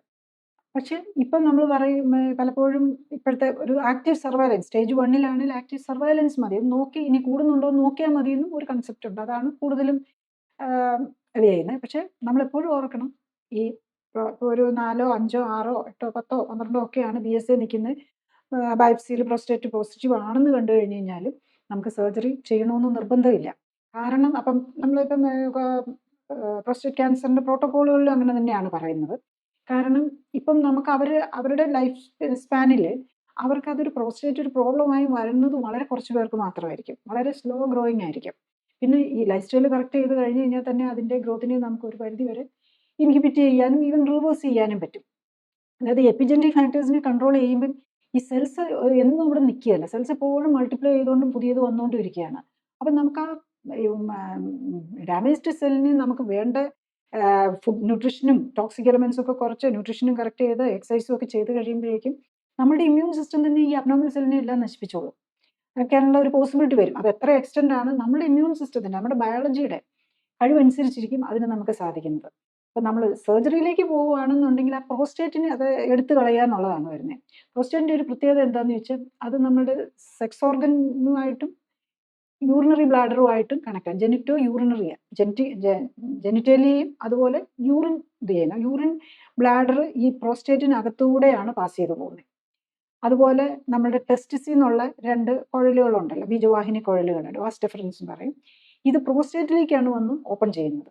അവിടെ നിന്നാണ് വേറൊരു സെമിനൽ വെസിക്കിൾ എന്ന് പറയുന്ന പ്രോസ്റ്റേറ്റ് ജനറ്റിക് തന്നെ ഒരു ഗ്ലാൻഡ് ഉണ്ട്. അതിൽ നിന്നുള്ള സെക്രീഷനും കൂടെ അതിൻ്റെ ട്യൂബും കൂടെ ഒന്നിച്ച് ചേർന്ന് ഒരു ജാക്കുലേറ്ററി ഡക്ട് അത് ഇതിനകത്തേക്ക് ഓപ്പൺ ചെയ്യുകയാണ് ചെയ്യുന്നത്. അപ്പം നമ്മൾ പ്രോസ്റ്റേറ്റിൽ എന്ത് സർജറി, പ്രോസ്റ്റേറ്റിന് ഇതിന് ഈ യൂഷ്വലി റാഡിക്കൽ സർജറി എന്ന് പറയുമ്പം ഈ പ്രോസ്റ്റേറ്റിനെയും സെമിനൽ വെസിക്കിളിനെയും ഈ വാസ് ഡിഫറൻസിൻ്റെ ഒരു പാർട്ടും കൂടെയാണ് എടുത്തു കളയുന്നത്. അപ്പം നമുക്ക് എത്രയാണേലും അതിനകത്ത് കുറച്ച് യൂറിനറി സിംറ്റംസ് എന്തെങ്കിലും വരാനും അതുപോലെ ജാക്കുലേറ്ററി പ്രോബ്ലംസും സെക്ഷൽ ഡിസ്ഫങ്ഷനും ഒക്കെ വരാനുള്ള സാധ്യത കൂടുതലാണ്. അതുകൊണ്ടാണ് അത് പ്രിസർവ് ചെയ്യാനായിട്ട് പലപ്പോഴും ഈ ലോ ഗ്രേഡിലുള്ള ട്യൂമേഴ്സും ഒക്കെ ആണെങ്കിൽ സർവൈലൻസ് നോക്കിയാൽ മതി എന്നുള്ളത് പറയുന്നത്. പക്ഷെ നമ്മൾ വെറുതെ നോക്കിയിരിക്കുകയല്ല, ലൈഫ് സ്റ്റൈൽ കറക്ഷനും കൂടി ഇതിനൊപ്പം ചെയ്യുകയാണെങ്കിൽ ലോ ഗ്രേഡൊക്കെ നമുക്ക് തിരിച്ച് PSA ഒക്കെ നോർമൽ ആക്കാൻ പറ്റുമെന്നുള്ളത്. ഇപ്പം ഈ ലൈഫ് സ്റ്റൈൽ കറക്ഷൻ്റെ കാര്യം പറയുമ്പോൾ ഈ ലൈഫ് സ്റ്റൈൽ കറക്ഷൻ എങ്ങനെയാണ് ഈ പ്രോസ്റ്റേറ്റ് ക്യാൻസറിനെ ബാധിക്കുന്നത്? ഏത് രീതിയിലാണ് ഈ പറഞ്ഞ പോലെ അതിൻ്റെ ഗ്രോത്ത് അല്ലെങ്കിൽ അതിൻ്റെ ഡാമേജ് കൺട്രോൾ ചെയ്യുന്നത്? ഈ ക്യാൻസർ ഉള്ള എല്ലാവർക്കും ഇൻഫ്ലമേഷൻ ലെവൽ കൂടുതലായിരിക്കും. ഇൻഫ്ലമേഷൻ ഇതൊരു ഇൻഫ്ലമേറ്ററി ഡിസോർഡറാണ്. ലൈഫ് സ്റ്റൈൽ ഡിസീസസ് എല്ലാം ഇൻഫ്ലമേറ്ററി ഡിസോർഡറാണ്. നമ്മൾ പല ഇൻഫ്ലമേറ്ററി മാർക്കേഴ്സ് തന്നെയുണ്ട്. ESR, CRP, ഫെറിറ്റിൻ, അങ്ങനെ mini blood count, WBC count, ഇതൊക്കെ നോക്കുമ്പോൾ എല്ലാം കൂടെ എല്ലാവർക്കും കൂടി നിൽക്കണമെന്ന് നിർബന്ധമില്ല. അപ്പം ഇങ്ങനെ കുറച്ച് മാർക്കേഴ്സ് ഉണ്ട്. പിന്നെ നമ്മൾ ഈ ക്യാൻസർ മാർക്കേഴ്സ് ലൈക്ക് PSA, പിന്നെ മറ്റുള്ള ക്യാൻസറുകൾക്കും മാർക്കേഴ്സ് ഉണ്ട്. ഇപ്പോൾ ലേഡീസിനാണെങ്കിൽ ഒവേറിയൻ ക്യാൻസറിന് CA-125 ഉണ്ട്. അത് യൂട്രസ് ക്യാൻസറിനും CA-125 തന്നെയാണ് മാർക്കർ. പിന്നെ കോളൻ ക്യാൻസറിന് CEA ഉണ്ട്. പാൻക്രിയാറ്റിക് ക്യാൻസറിന് CA-125 ഉണ്ട്. ലങ് ക്യാൻസറിന് ഒരു സിഫ്ര എന്ന് പറഞ്ഞിട്ടുണ്ട്. അപ്പം അങ്ങനെ പല ട്യൂമർ മാർക്കേഴ്സും ഉണ്ട്. അപ്പം ഐഡിയലി നമ്മൾ എന്താ ചെയ്യേണ്ടതെന്ന് വെച്ചാൽ എവറി ഇയർ, പ്രത്യേകിച്ച് ഒരു ആഫ്റ്റർ 40, ശരിക്കും ഓവർ വെയിറ്റ് ഒക്കെ ഉള്ളവരാണെങ്കിൽ അതിന് മുമ്പ് തന്നെ അറൗണ്ട് ഒരു 30, ഇപ്പം നമ്മൾ 20ലും 30സിലും ഒക്കെ ക്യാൻസർ കാണുന്നുണ്ട്. നമുക്ക് അഫോർഡബിൾ ആണെന്നുണ്ടെങ്കിൽ നമ്മൾ ഈ ക്യാൻസർ മാർക്കേഴ്സ് നോക്കുക. അപ്പോൾ ക്യാൻസർ മാർക്കേഴ്സ് നോക്കുമ്പം നമ്മളൊരു ക്യാൻസർ ഓങ്കോളജിസ്റ്റ് ഒരിക്കലും ഇങ്ങനെ ഒരു പ്രിവെൻറ്റീവ് ആസ്പെക്റ്റിൽ ക്യാൻസർ മാർക്കേഴ്സ് നോക്കാൻ പറയാറില്ല. കാരണം അത് ഓവർ ആങ്സൈറ്റി ഉണ്ടാക്കുമോ, ട്രീറ്റ്മെൻറ്റ് കീമോതെറാപ്പി കൊടുക്കാൻ പറ്റില്ല, ഒരു മാർക്കർ കൂടിയെന്ന് മാത്രം വെച്ച് നമ്മൾ ഒരിക്കലും കീമോതെറാപ്പിയോ റേഡിയേഷനോ ഒന്നും കൊടുക്കുകയില്ല. പക്ഷെ നമുക്ക് അവിടെയാണ് നമ്മുടെ ലൈഫ് സ്റ്റൈൽ കറക്ഷൻ ഇമ്പോർട്ടൻസ് വരുന്നത്. നമ്മൾ ഒരു സിസ്റ്റമാറ്റിക് ആയിട്ട് സയൻറ്റിഫിക് ആയിട്ട് ഇപ്പം ജസ്റ്റ് സ്വന്തം നിലയിൽ നമുക്ക് ഡെഫിനറ്റ്ലി നോക്കാം. ഒരു ചെറുതായിട്ട് എന്തെങ്കിലും കൂടിയിട്ടുള്ളതെന്നൊക്കെ തോന്നുവാണെന്നുണ്ടെങ്കിൽ നമ്മൾ 1-2 ആഴ്ച വരെ ഒരു മാസമോ നമുക്ക് നോക്കാം. കുറയുന്നില്ലെന്നുണ്ടെങ്കിൽ ഡെഫിനറ്റ്ലി നമ്മൾ നോക്കുന്ന രീതി ശരിയാകുന്നില്ല എന്നുള്ളതാണ് മനസ്സിലാക്കേണ്ടത്. അപ്പോൾ നമ്മൾ കറക്റ്റായിട്ട് ഒരു അതിന് എക്സ്പേർട്ട് ആയിട്ടുള്ള ഇപ്പോൾ ഒരു ഓങ്കോളജിസ്റ്റ് ലൈഫ് സ്റ്റൈൽ കറക്ഷനുള്ള ഒരു അവർ ഓങ്കോളജി ക്യാൻസർ മെഡിസിൻസ് കൊടുക്കാൻ അല്ലെങ്കിൽ ഓങ്കോളജി റേഡിയോ തെറാപ്പിസ്റ്റ് അവർ റേഡിയോ തെറാപ്പി കൊടുക്കാനുള്ള എക്സ്പെർട്ടൈസേ അവർക്കുണ്ടാവുള്ളൂ. അപ്പോൾ clinical life style correction oriented ആയിട്ടുള്ള ഡോക്ടേഴ്സ് ആയിരിക്കും അതിനകത്ത് വരുന്നത്. ഓങ്കോളജിസ്റ്റിനോട് ചോദിച്ചു കഴിഞ്ഞാൽ ലൈഫ് സ്റ്റൈൽ കറക്ഷൻ അതുകൊണ്ട് എന്തെങ്കിലും ഗുണം കിട്ടുമോ, അവർ അത്ര അവെയർ അല്ല. അത് നമ്മുടെ മെഡിക്കൽ എഡ്യൂക്കേഷൻ സിസ്റ്റത്തിൻ്റെ പ്രോബ്ലമാണ്. ശരിക്കും ഇതൊക്കെ സോഷ്യൽ ആൻഡ് പ്രിവെൻറ്റീവ് മെഡിസിനിൽ തന്നെ ഇതിനകത്ത് പറയുന്നത് ബേസിക്കലി ഇതൊക്കെ ലൈഫ് സ്റ്റൈൽ ഓറിയൻറ്റഡ് ആയിട്ടാണെന്നാണ്. പക്ഷേ ഓരോ സ്പെഷ്യാലിറ്റിയിലേക്കും പോകുമ്പോൾ അവരുടെ ഇത് മാത്രമേ ഉള്ളൂ, അതിൻ്റെ ലൈഫ് സ്റ്റൈൽ ഇമ്പോർട്ടൻസ് മനസ്സിലാക്കുന്നില്ല എന്നുള്ളതാണ്. അപ്പം പല ഓങ്കോളജി ഡോക്ടേഴ്സും ഈവൻ ഈ ലൈഫ് സ്റ്റൈൽ കറക്ഷൻ്റെ ബെനിഫിറ്റിനെ കുറിച്ച് ഇഗ്നറൻ്റ് ആണെന്നുള്ളതാണ്. അപ്പം അതിൽ എക്സ്പെർട്ടൈസ് ഉള്ള ലൈഫ് സ്റ്റൈൽ കറക്ഷൻ ഇമ്പോർട്ടൻസ് കൊടുത്ത് നോക്കുന്ന ഡോക്ടേഴ്സിന് മാത്രമേ ഈ പറയുന്നത് പോലെ, ഞാൻ ഉദ്ദേശിക്കുന്നത് പോലെ ഒരു സപ്പോർട്ടീവായിട്ട് നമ്മൾ പ്രത്യേകിച്ച് ക്യാൻസറൊക്കെ സസ്പെക്റ്റ് ചെയ്യുകയോ അല്ലെങ്കിൽ ക്യാൻസർ ഡയഗ്നോസ് ചെയ്യുകയോ അല്ലെങ്കിൽ ക്യാൻസറിൻ്റെ ട്രീറ്റ്മെൻറ്റ് ടൈമിൽ എപ്പോഴും ഓങ്കോളജി ഡിപ്പാർട്ട്മെൻറ്റൊക്കെ ആ കീമോതെറാപ്പി റേഡിയേഷൻ ഇതിന് മാത്രമേ ഇമ്പോർട്ടൻസ് കൊടുക്കുന്നുള്ളൂ. ലൈഫ് സ്റ്റൈൽ കറക്ഷൻ ആരും ഇമ്പോർട്ടൻറ്റ് കൊടുക്കുന്നില്ല. ഈവൻ ട്രീറ്റ്മെൻറ്റിന് ശേഷം റെക്കറൻസ് വരാതിരിക്കണമെങ്കിൽ ഇത് ലൈഫ് സ്റ്റൈൽ ഡിസീസാണ്, ലൈഫ് സ്റ്റൈൽ കറക്ഷനാണ് ഫസ്റ്റ് സ്റ്റെപ്പായിട്ട് നമ്മൾ ആക്സെപ്റ്റ് ചെയ്യേണ്ടത്. അത് ആ അവയർനെസ് നമ്മൾ പബ്ലിക്കിൻ്റെ ഇടയിലും ഇല്ല, ഡോക്ടേഴ്സിൻ്റെ ഇടയിലും ഇല്ല. ജനറലി ഒരു വറി എന്ന് പറയുന്നത് ഇപ്പം പ്രോസ്റ്റേറ്റ് ക്യാൻസർ ട്രീറ്റ് ചെയ്തു, അത് സക്സസ്ഫുൾ ആയിട്ട് ട്രീറ്റ് ചെയ്തു എന്നുള്ള ഒരു റിസൾട്ട് വന്നു. പക്ഷേ ഒരു 5 വർഷം കഴിഞ്ഞിട്ട് വീണ്ടും ഈ പ്രോസ്റ്റേറ്റ് ക്യാൻസർ തന്നെ വരുന്നതായിട്ട് കാണുന്നു. അപ്പം പറയുന്നത് ഇത് എല്ലാ ടെസ്റ്റും സ്കാനും ഒക്കെ ചെയ്ത് ഇല്ല എന്ന് ഉറപ്പ് വരുത്തിയിട്ടുണ്ടെന്നാണ്. അപ്പം ഇങ്ങനെ ഈ ഉറപ്പ് വരുത്തുന്നു അല്ലെങ്കിൽ അങ്ങനെ ചെയ്തിട്ട് ഉറപ്പ് കിട്ടി എന്നുള്ളതിൽ എന്തെങ്കിലും എറർ ഉണ്ടോ? അല്ലെങ്കിൽ അത് മനസ്സിലാവാതെ പോകുന്നതാണോ? ആർക്കും ഇപ്പം ഈ പ്രോസ്റ്റേറ്റ് ക്യാൻസർ വരുന്ന ആൾക്ക് ഇപ്പം അയാൾക്ക് ഒരു 50 വയസ്സിലാണ് കണ്ടെത്തിയത്. അയാൾക്ക് 40 വയസ്സിൽ നോക്കുമ്പോൾ അതുണ്ടായിരുന്നിരിക്കുകയില്ല. പക്ഷേ ഈവൻ 1 ഇയർ ബാക്ക് നോക്കുമ്പോൾ PSA നോക്കിയപ്പോൾ നോർമൽ ആയിരുന്നിരിക്കാം. അത് കഴിഞ്ഞ് ഈ 25-ലെ PSA നോർമലായിരുന്നു. 26-ലെ ഈ PSA കൂടി. അപ്പോൾ അതിൻ്റെ അർത്ഥം എന്താണ്? അന്നില്ലായിരുന്നു, ഇന്നുണ്ടായി. പക്ഷേ ഇന്നിപ്പോൾ നമ്മൾ ട്രീറ്റ്മെൻറ്റ് എടുത്തു. അത് കഴിഞ്ഞിട്ട് അത് മാറി. PSA നോർമലായി. ഇപ്പം നമ്മൾ പ്രോസ്റ്റേറ്റ് എടുത്തു കളഞ്ഞു. ഇമ്മീഡിയറ്റ്ലി തന്നെ അത് നെഗറ്റീവ് ആകണമെന്ന്. അതായത് നമ്മൾ പ്രോസ്റ്റേറ്റ് സർജറി ചെയ്യുമ്പം പല രീതിയിൽ പ്രോസ്റ്റേറ്റ് സർജറി ചെയ്യും. നമ്മൾ ലാപ്രോസ്കോപ്പിക്കലി ചെയ്യും, റോബോട്ടിക് അസിസ്റ്റഡ് ആയിട്ട് ചെയ്യാം, അല്ലെങ്കിൽ പുറമേ നിന്നുള്ള പെരിനിയൽ ഇൻസിഷൻ വഴി ചെയ്യാം, എക്സ്റ്റേണലി ആയിട്ട് ചെയ്യാം. ഇതിലേത് ചെയ്തു കഴിഞ്ഞാലും പ്രോസ്റ്റേറ്റ് ക്യാൻസറിൻ്റെ കാര്യത്തിൽ സെയിം. അത് ടെക്നിക്കൽ വ്യത്യാസങ്ങളും പിന്നെ പോസ്റ്റ് ഓപ്പറേറ്റീവ് പെയിനിന് മാത്രമേ വ്യത്യാസം വരുള്ളൂ. റോബോട്ടിക് അസിസ്റ്റഡ് ആണേലും മറ്റേ ലാപ്രോസ്കോപ്പിക് ആണേലും അല്ലാത്ത കൺവെൻഷൻ രീതിയിലാണേലും ഒക്കെ പ്രോസ്റ്റേറ്റിനെ എടുത്ത് കളഞ്ഞു കഴിഞ്ഞ് കഴിഞ്ഞാൽ വേറെ അതിനപ്പുറത്തേക്ക് സ്പ്രെഡ് ഒന്നും വന്നിട്ടില്ല. ആ സർജറി സക്സസ്ഫുൾ ആണെങ്കിൽ പിന്നെ PSA നെഗറ്റീവ് ആകും. പക്ഷേ എന്നാലും നമ്മൾ PSA നോക്കിക്കൊണ്ടിരിക്കണമെന്നാണ്. കാരണം വേറെ എന്തെങ്കിലും എവിടെയെങ്കിലും വരുന്നുണ്ടോ എന്ന് അറിയാനായിട്ട്. അപ്പം പലരിലെയും ഈ എടുത്ത് കളഞ്ഞു കഴിയുമ്പോൾ തന്നെ PSA ചിലരിലെ നമ്മൾ കാണാറുണ്ട് ഫുള്ളി നെഗറ്റീവ് ആകുകയില്ല. ശരിക്കും പറഞ്ഞു കഴിഞ്ഞാൽ പ്രോസ്റ്റേറ്റിൻ്റെ ക്യാൻസറിന് ഒരു സർജറി ചെയ്യുന്നതിന് മുമ്പ് ഒരു പെറ്റ് സ്കാൻ എടുക്കേണ്ടതാണ്. അപ്പോൾ പെറ്റ് സ്കാൻ ഉണ്ടെങ്കിൽ നമ്മൾ ബോണില മിക്കവാറും ഏറ്റവും കൂടുതൽ പ്രോസ്റ്റേറ്റിൻ്റെ സെക്കൻഡറീസ് വരുന്നത് ബോണിലാണ്. അപ്പോൾ പലർക്കും ബോണിൽ സെക്കൻഡറീസ് ഉണ്ടാവും. അപ്പം ഇപ്പം പ്രൈവറ്റ് ഹോസ്പിറ്റൽസും ഒത്തിരി കുറച്ചുകൂടെ പണ്ടൊക്കെ ആണെങ്കിൽ നമ്മളൊരു ഫസ്റ്റ് സ്റ്റേജ് അല്ല സെക്കൻഡ് സ്റ്റേജ് അല്ലെങ്കിൽ അഡേഷനൊക്കെ വന്നു കഴിഞ്ഞാൽ നമ്മൾ ചെയ്യാറില്ല. സർജറി കൊണ്ട് ഫുള്ളി ബെനിഫിറ്റ് ഇല്ല എന്നുള്ളതുകൊണ്ട് ചെയ്യാറില്ല. പക്ഷേ ഇപ്പം നമ്മൾ കുറച്ചും കൂടി അഗ്രസീവായിട്ട് സർജറീസ് ചെയ്യുന്നുണ്ട്. അപ്പം ഏത് രീതിയിൽ സർജറി ഇത് ചെയ്താലും PSA കംപ്ലീറ്റ്ലി നെഗറ്റീവ് ആയാൽ നമുക്കെടുക്കാം, അത് പോയെന്ന്. പക്ഷെ നമ്മൾ ജീവിതശൈലി കറക്റ്റ് ചെയ്യുന്നില്ല. അപ്പം 1 ഇയർ ബാക്ക് ഇല്ലാത്ത ഒരാൾക്ക് ഈ വർഷം 25-ൽ ഇല്ലാത്ത ആൾക്ക് PSA നെഗറ്റീവ് ആയിരുന്ന ആൾക്ക് 26-ൽ പോസിറ്റീവ് ആകുകയും ബയോപ്സിയിൽ പോസിറ്റീവ് ആകുകയും ചെയ്താൽ അതിൻ്റെ അർത്ഥം എന്താണ്? അവിടെ ഒരു മ്യൂട്ടേഷൻ നടന്നു. അക്യുമുലേഷൻ നമ്മുടെ ഈ മ്യൂട്ടേഷൻസിൻ്റെ നില വിട്ടു. നമ്മുടെ ഇമ്മ്യൂൺ സിസ്റ്റത്തിന് ഹാൻഡിൽ ചെയ്യാൻ പറ്റാത്തത്രയും അബ്നോർമൽ ക്യാൻസറസ് സെൽ അവിടെ വളരാൻ തുടങ്ങിയെന്നാണ്. അപ്പം നമ്മൾ എന്ത് ട്രീറ്റ്മെൻറ്റ് ചെയ്താലും നമ്മൾ ലൈഫ് സ്റ്റൈൽ കറക്ഷനാണ് അതിൻ്റെ പില്ലറായിട്ട്, അതായത് അതിൻ്റെ ഒരു നെടുംതൂണായിട്ട് ട്രീറ്റ്മെൻറ്റിൽ നിൽക്കേണ്ടത് ശരിക്കും ലൈഫ് സ്റ്റൈൽ കറക്ഷനാണ്. അത് ചെയ്യുന്നില്ലാത്തത് കൊണ്ടാണ് വീണ്ടും വരുന്നത്. അപ്പം പ്രോസ്റ്റേറ്റ് ക്യാൻസർ എന്നല്ല, ഏത് ക്യാൻസറിനാണേലും ട്രീറ്റ്മെൻറ്റിൻ്റെ പ്രിവെൻഷൻ്റെ കാര്യത്തിലാണേലും നമ്മളൊരു സസ്പിഷൻ ഏർലി സ്റ്റേജിലാണെങ്കിൽ പലപ്പോഴും ലൈഫ് സ്റ്റൈൽ കറക്ഷൻ കൊണ്ട് മാത്രം അതിൻ്റെ മാറ്റാൻ പറ്റുന്നുണ്ടെന്നുള്ളതാണ് ഞാൻ എൻ്റെ എക്സ്പീരിയൻസിൽ നിന്നാണ് പറയുന്നത്. അപ്പോൾ നിങ്ങൾ ഇതൊക്കെ നോക്കിക്കഴിഞ്ഞ് കഴിഞ്ഞാൽ ഈ രീതിയിലുള്ള ഒരു ലൈഫ് സ്റ്റൈൽ കറക്ഷൻ ഒരു സിസ്റ്റമാറ്റിക് ആയിട്ടും ടെക്നോളജി അസിസ്റ്റഡ് ആയിട്ടൊക്കെ ചെയ്യുന്നത് വളരെ കുറവാണ്. അതിനെക്കുറിച്ച് പക്ഷേ ജനറലി ഇതിനകത്ത് തന്നെ ഉണ്ട് ലൈഫ് സ്റ്റൈൽ കറക്ഷൻ വരുമ്പം അത് തിരിച്ച് റിവേഴ്സൽ വരാം എന്നുള്ളതിനെക്കുറിച്ചും ഇപ്പോൾ പല പുതിയ സ്റ്റഡീസും വരുന്നുണ്ട്. അപ്പോൾ അവിടെയാണ് നമ്മൾ നമ്മളുടെ ബോഡിയുടെ ആ റിപ്പയർ ബെനിഫിറ്റ്സ് ആണ് നമ്മൾ ലൈഫ് സ്റ്റൈൽ കറക്ഷനും കൂടെ ഉപയോഗിക്കുന്നത്. ഏത് സ്റ്റേജിലാണെങ്കിലും ഇവൻ ട്രീറ്റ്മെൻറ്റ് കഴിഞ്ഞ് എല്ലാം കറക്റ്റായി എന്ന് പറഞ്ഞാൽ, എല്ലാം കറക്റ്റായി എന്ന് പറഞ്ഞാൽ PSA നോർമൽ ആയെന്ന് പറഞ്ഞു കഴിഞ്ഞാൽ തന്നെ നമ്മൾ ലൈഫ് സ്റ്റൈൽ കറക്ഷൻ ഇമ്പോർട്ടൻസ് കൊടുക്കുക, വീണ്ടും നോക്കിക്കൊണ്ടിരിക്കുക. നമ്മൾ എത്ര ഇൻറ്റൻസീവ് ആയിട്ടുള്ള ലൈഫ് സ്റ്റൈൽ കറക്ഷൻ വേണമെന്നുള്ളത്. പ്രോസ്റ്റേറ്റ് ക്യാൻസർ ട്രീറ്റ്മെൻറ്റിൽ അത് ഡിറ്റക്ട് ചെയ്ത് കഴിഞ്ഞിട്ട് പിന്നെ ഒരു ആക്റ്റീവ് സർവൈലൻസ് എന്നും പറഞ്ഞ് ഒരു രീതിയിൽ മാനേജ് ചെയ്യാനായിട്ട് പറയാറുണ്ട്. ഈ ആക്റ്റീവ് സർവൈലൻസ് എന്ന് പറയുന്നത് ഈ പ്രോസ്റ്റേറ്റ് ക്യാൻസറിൽ എന്താണ് ഉദ്ദേശിക്കുന്നത്? ഇപ്പം നമ്മുടെ ഇപ്പം വെസ്റ്റേൺ വേൾഡിലും ഇപ്പം ജനറലി ഒരു പ്രോട്ടോകോൾ പ്രകാരം നമ്മളിപ്പം പറയുന്നത് അപ്പം വെസ്റ്റേൺ കാര്യത്തിലാണ് പ്രത്യേകിച്ചത് 6 മാസം കൂടുമ്പം ഒന്ന് PSA നോക്കുക, ഒരു 2-3 വർഷം കഴിഞ്ഞ് കഴിയുമ്പോൾ വീണ്ടും ഒന്നും കൂടെ ബയോപ്സി ചെയ്യുക. അതാണ് അവിടെ പറയുന്നത്. അതെല്ലാം ഈ ഇൻഷുറൻസ് ഷെഡ്യൂൾഡ് ചെക്കപ്പുകൾക്കാണ്. പക്ഷേ ഐഡിയലി അങ്ങനെയല്ല. ഞാനിപ്പം ഞാൻ ഈ ക്ലിനിക്കലി സപ്പോർട്ടഡ് ലൈഫ് സ്റ്റൈൽ കറക്ഷന് വേണ്ടിയിട്ട് എനിക്ക് ക്യാൻസർ പേഷ്യൻസിൽ ഏറ്റവും കൂടുതൽ പ്രോസ്റ്റേറ്റ് ക്യാൻസർ പേഷ്യൻസ് ആണ് വരാറുള്ളത്. ഞാൻ ഡിഫറെൻറ്റ് ലെവലിൽ, അതായത് PSA കൂടിയിട്ട് മാത്രം PSA കൂടുതലാണ് ബയോപ്സി വേണമെന്ന് പറയുന്നവർ ബയോപ്സിക്ക് മുമ്പ് വരുന്നുണ്ട്, ബയോപ്സി കഴിഞ്ഞിട്ട് അതിൽ പോസിറ്റീവോ ആയിട്ടുള്ളവർ വരുന്നുണ്ട്, നെക്സ്റ്റ് ട്രീറ്റ്മെൻറ്റ് പ്രോസ്റ്റെക്ടമി പറഞ്ഞു അങ്ങനെയുള്ളവർ, ഈവൻ 4th സ്റ്റേജിൽ കംപ്ലീറ്റ് എക്സ്റ്റെൻസീവ് ആയിട്ടുള്ള വന്നിട്ടുണ്ട്, അങ്ങനെയുള്ളവരും വരാറുണ്ട്. അപ്പം ഇതിലെല്ലാം പേരിലും നമ്മൾ കാണുന്നത് എന്താണെന്ന് വെച്ചാൽ ലൈഫ് സ്റ്റൈൽ കറക്ഷൻ ചെയ്ത് കഴിയുമ്പോഴേക്കും നമ്മൾ ഈ ക്ലിനിക്കൽ സപ്പോർട്ടോടുകൂടിയുള്ള ലൈഫ് സ്റ്റൈൽ കറക്ഷൻ ചെയ്യുമ്പം എല്ലാവർക്കും ബെനിഫിറ്റ് കിട്ടുന്നുണ്ടെന്നുള്ളതാണ്. ഇപ്പം ഒരു PSA ഒരു 10-നൊക്കെ താഴെയുള്ളവരാണെങ്കിൽ മിക്കവാറും 2-3 മാസത്തിനുള്ളിൽ അവർ നോർമലായിട്ടുണ്ടാവും.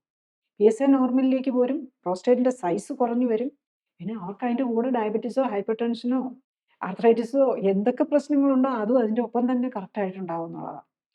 പിന്നെ ഇപ്പോൾ ഫോർത്ത് സ്റ്റേജ് ഒക്കെ ആണെന്നുള്ള ഫോർത്ത് സ്റ്റേജുള്ള പേഷ്യൻസും ഉണ്ട്. ഫോർത്ത് സ്റ്റേജ് ആണെങ്കിൽ നമുക്ക് അത്ര 2-3 മാസം കൊണ്ടൊന്നും അത് തിരിച്ച് കംപ്ലീറ്റ് നോർമലിലേക്ക് വരുമെന്ന് നമുക്ക് പ്രതീക്ഷിക്കാൻ പറ്റില്ല. അങ്ങനെ കാണാറുമില്ല. 3 മാസം കഴിഞ്ഞ് കഴിയുമ്പം കൂടുതൽ അഗ്രസീവ് ഉള്ളവർ നമ്മൾ എല്ലാവരുടെയും അടുത്തും ഒരു റിപ്പീറ്റ് പെറ്റ് സ്കാനും കൂടെ ആണ് എടുപ്പിക്കുക.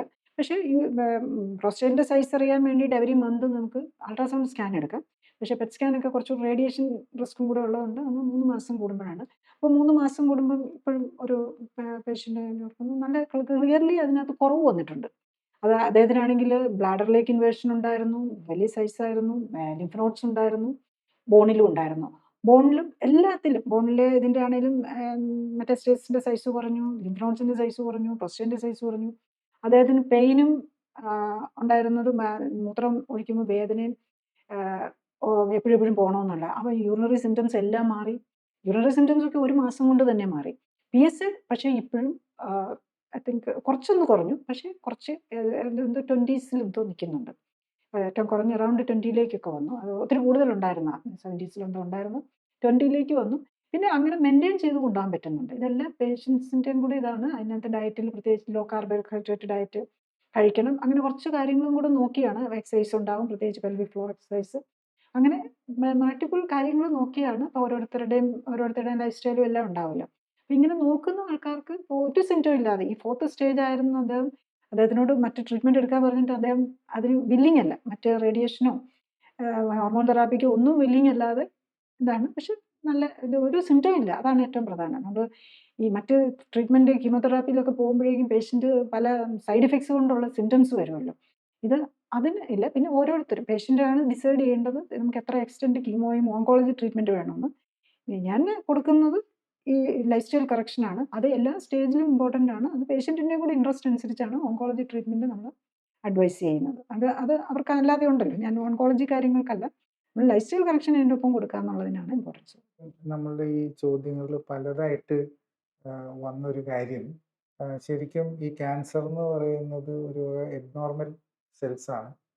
അപ്പം സാധാരണയുള്ള സെൽസിലും വ്യത്യാസമുണ്ട്. പക്ഷേ ആ എബ്നോർമൽ സെൽസിനെ വളരെ കൂടുതൽ ഗ്രോ ചെയ്യാനായിട്ട് വളരാനായിട്ട് സഹായിക്കുന്നത് ഈ പറഞ്ഞ പോലെ ചില സാഹചര്യങ്ങളിലാണ്, നമ്മുടെ ശരീരത്തിലുള്ള സാഹചര്യങ്ങളിലാണ്. അപ്പോൾ ആ സാഹചര്യങ്ങൾ ഉണ്ടെങ്കിൽ മാത്രമാണ് ഇതങ്ങ് വളരുള്ളൂ. അല്ലെങ്കിൽ വളരെ കുറച്ചായിട്ട് ഇരിക്കുകയാണെങ്കിൽ നമ്മൾ ഇമ്മ്യൂണിറ്റി അതിനെ കൺട്രോൾ ചെയ്യും, അതിനെ ഡിസ്ട്രോയ് ചെയ്യും എന്നൊക്കെയാണ് ഇപ്പം മനസ്സിലായത്. അപ്പം അങ്ങനെ പറയുമ്പോൾ ശരിക്കും പറഞ്ഞാൽ ഇങ്ങനെ ഈ നമ്മുടെ ശരീരത്തിൽ അങ്ങനെ വരുന്ന ഒരു സാഹചര്യം ഉണ്ടാകുമ്പോൾ അതിലെ ഏറ്റവും പ്രൈമറി ഘടകങ്ങളായിട്ട് ഇപ്പം കേട്ടതനുസരിച്ച് ഒന്ന് ഇൻഫ്ലമേഷനാണ്, പിന്നെ ഒന്ന് ഇൻസുലിൻ റെസിസ്റ്റൻസ് ആണ്, പിന്നെ അതുപോലെ തന്നെ ഇങ്ങനെ വണ്ണം ഫാറ്റ് സെൽസിൻ്റെ കൂടുതലുള്ളതാണ്.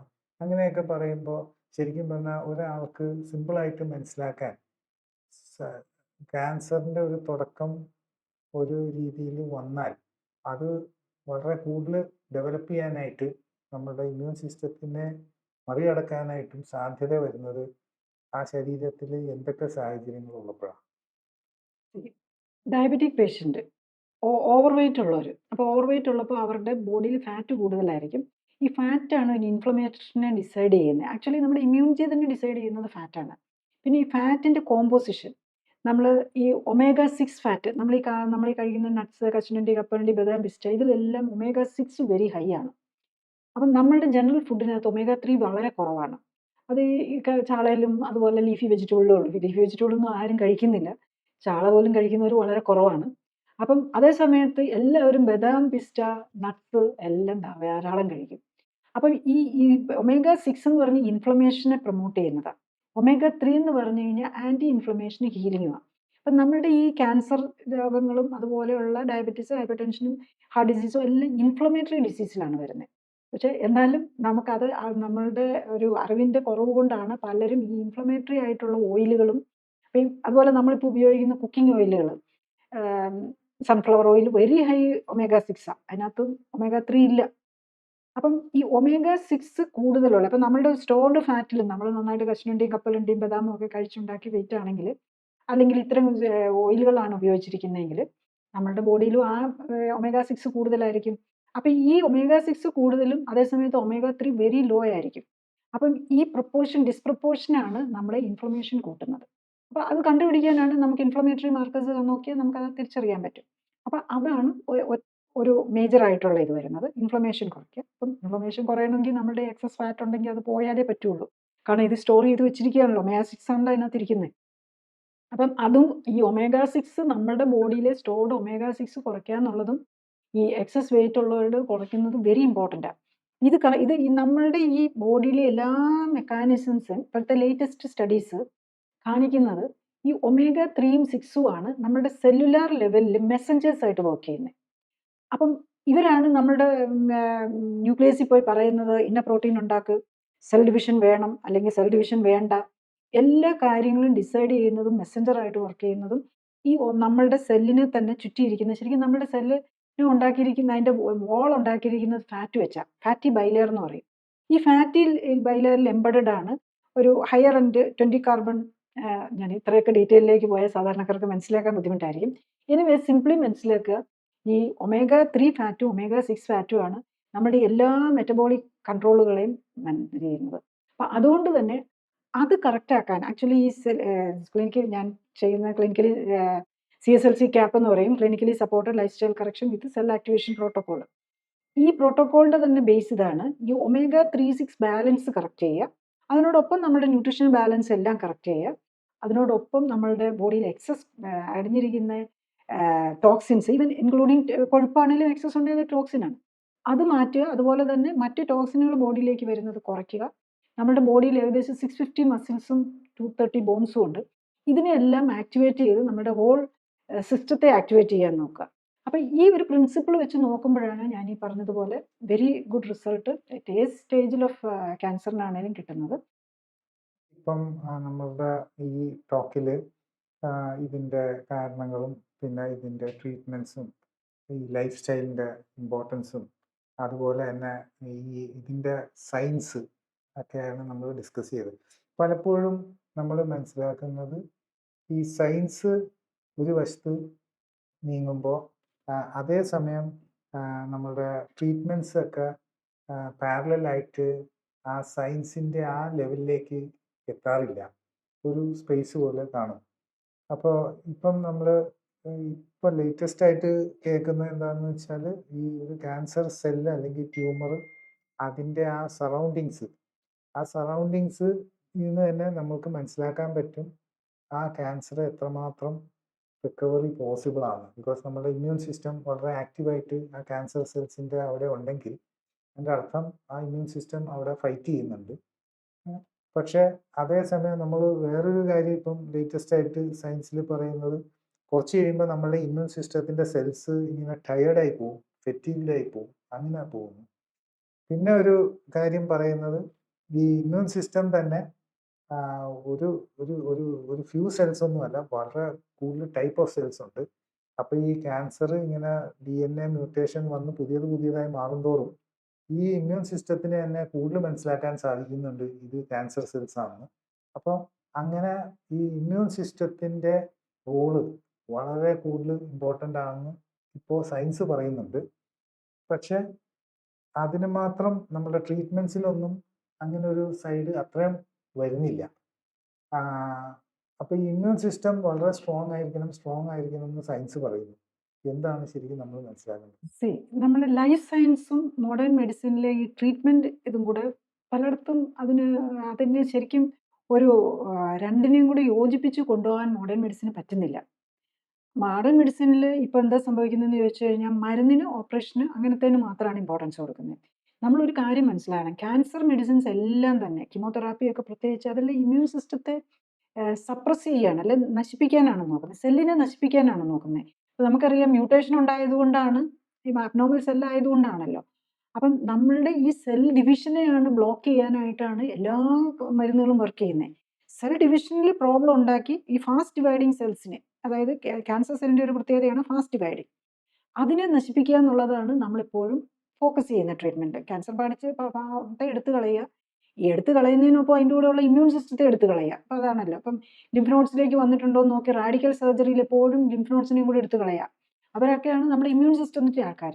അതിനെ എടുത്ത് കളയും. കീമോതെറാപ്പിയിലാണെങ്കിൽ ഈ ഫാസ്റ്റ് ഡിവൈഡിങ് സെല്ലിനെ, ക്യാൻസർ സെല്ല് ഫാസ്റ്റ് ഡിവൈഡിങ് ആയതുകൊണ്ട് എല്ലാ ഫാസ്റ്റ് ഡിവൈഡിങ് സെല്ലിനെയും കൂടെ നശിപ്പിക്കാനാണ് നോക്കുന്നത്. ഇപ്പം നമ്മൾ ആൻറ്റിബയോട്ടിക് ഒക്കെ എടുക്കുമ്പോൾ നമ്മൾ ബാക്ടീരിയയെ ഫോക്കസ് ചെയ്താണ് നമ്മൾ ആൻറ്റിബയോട്ടിക് കൊടുക്കുന്നത്. അപ്പോൾ നോർമൽ സെല്ലിനെ അത്രയ്ക്ക് മാത്രം അഫക്റ്റ് ചെയ്യില്ല. നമ്മളുടെ ബോഡിയിലുള്ള ഹെൽപ്ഫുൾ ബാക്ടീരിയയും കൂടെ കുറച്ച് നശിച്ചു പോയാലും നമ്മളുടെ സെല്ലിനെ അത്രയധികം ബാധിക്കുകയില്ല. പക്ഷെ കുറച്ചൊക്കെ ബാധിക്കും. അങ്ങനെ വരുമ്പോഴാണ് ചിലപ്പം ഈ ലിവർ ഫെയിലിയറും കിഡ്നി ഫെയിലിയറും ഒക്കെ കയറി വരുന്നത്. ലിവറോ കിഡ്നി സെൽസിനെയൊക്കെ ബാധിക്കുമ്പോൾ.